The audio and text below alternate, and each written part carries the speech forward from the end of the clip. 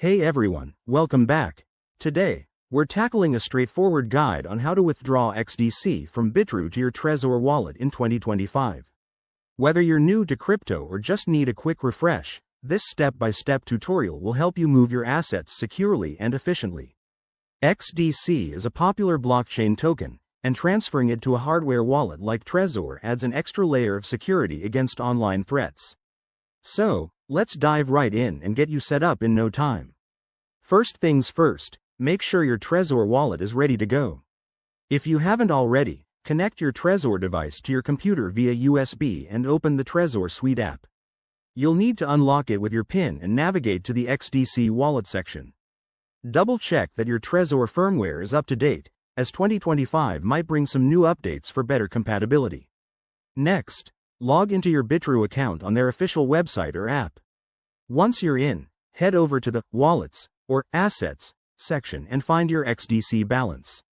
Now, click on Withdraw next to XDC. This will prompt you to enter the withdrawal details. Here's where it gets exciting. You'll need to copy your Trezor wallet address for XDC. In the Trezor suite, go to the Receive tab, select XDC, and generate or copy the address.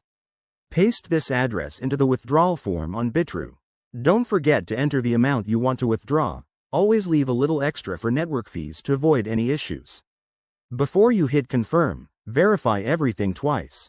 Check the address, the amount, and any two-factor authentication codes Bitrue might require.